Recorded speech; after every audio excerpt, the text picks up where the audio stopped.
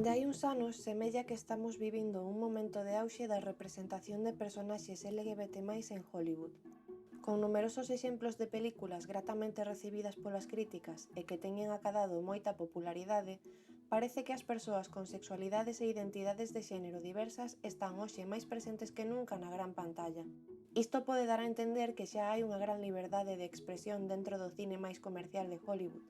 Dende logo, hai 50 anos era impensable poder levar a cabo proxectos como Moonlight e que, ademais, gañasen máis dun Óscar. There's a mistake. Moonlight, you guys won Best Picture. Much love. Good night. Thank you so much. Non hai dúbida de que hai máis visibilidade en canto a diversidade sexual e de xénero hoxe en día que hai medio século. Pero como foi o camiño para chegar ata aquí? E realmente está tan ben a situación deste colectivo en Hollywood na actualidade? Imos retroceder un pouquiño. Nos primeiros anos do cine estadounidense xa se podían atopar algúns exemplos de imaxes de persoas con identidades sexuais e de xénero non normativas. Non obstante, ditas imaxes poden parecer básicas ou pouco transgresoras vistas dende unha perspectiva actual, xa que, daquela, os conceptos de xénero e identidade sexual aínda non se entendían do mesmo xeito que no presente.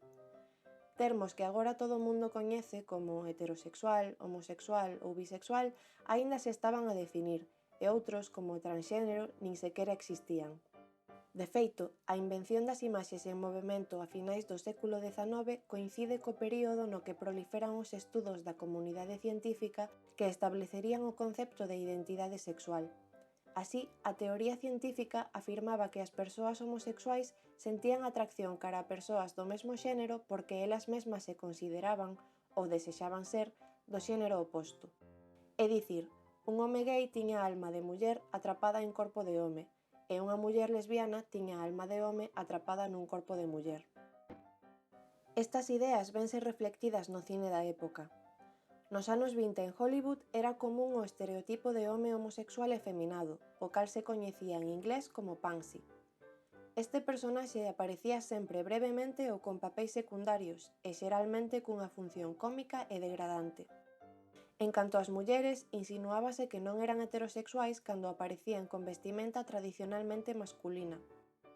Como daquela só se entendía a homosexualidade como inversión de xénero, non se mostraba que estes personaxes sentisen atracción cara a ninguén, pero entendíase que non eran heterosexuais porque a súa expresión de xénero era contraria á ditaminada para eles pola sociedade da época.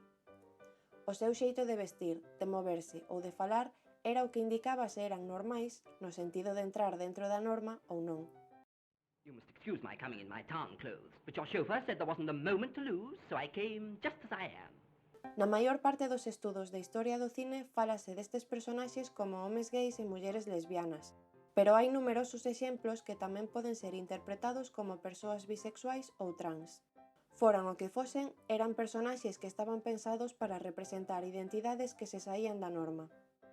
Durante esta época xa existían documentos redactados con recomendacións do que era ou non correcto amosar nas pantallas, mais había aínda certa liberdade dentro da industria, polo que estas recomendacións non eran estritamente seguidas. Ademais, o comezo do século XX foi unha época de libertinaxe durante a cal se rexeitaban os costumes máis tradicionais que foran impostos durante a época vitoriana, cousa que tamén se vía reflectida na gran pantalla. Pero durante os últimos anos do cine mudo e co comezo das películas sonoras, Hollywood empezou a recibir numerosas queixas sobre o contido indecente das súas películas.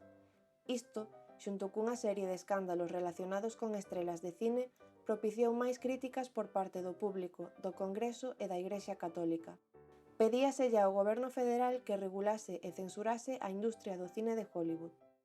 Isto non suporía un inconveniente, xa que en 1915 a Corte Suprema dos Estados Unidos ditaminara que o cine non merecía ser protexido pola primeira emenda, que é a que garante a liberdade de expresión. En 1922, os magnates de Hollywood crearon unha organización que máis tarde sería coñecida como a Asociación Cinematográfica dos Estados Unidos. Os estudos que formaban parte desta asociación recrutaron a William Hays, un membro da Igrexa Presbiteriana e antigo director xeral de Correos para ser o encargado de restaurar a imaxe de Hollywood. En 1929, un xornalista católico chamado Martin Quigley, xunto cun cura xesuíta, o pai Daniel Lord, crearon un código de estándares que determinaba o que podía saír na pantalla e que ao mesmo tempo promovía valores tradicionais. Este código pasouse a coñecer como Código de Produción, ou o Código Hays, xa que coincidiu que William Hays era quen estaba ao mando naquel momento. Dito código creouse co obxectivo de que os estudos cinematográficos puideran evitar ser censurados por organismos externos como o goberno e así poder autorregularse. Este código de produción consistía nunha lista de regras morais que debían ser seguidas á hora de crear contido cinematográfico. Non obstante, a raíz da Gran Depresión, o nivel de audiencias era cada vez máis minguante, polo que moitos cineastas ignoraban as regras establecidas no código e incluían imaxes, diálogos e temas máis provocativos nas súas películas para así atraer as audiencias de novo. Seguindo esta estrategia, mostrábanse personaxes que transgredían as normas de xénero e, polo tanto, de sexualidade. Ademais, nesta época, comezouse a presentar estes personaxes máis explícitamente e sen recorrer á inversión de xénero que fora común ata entón.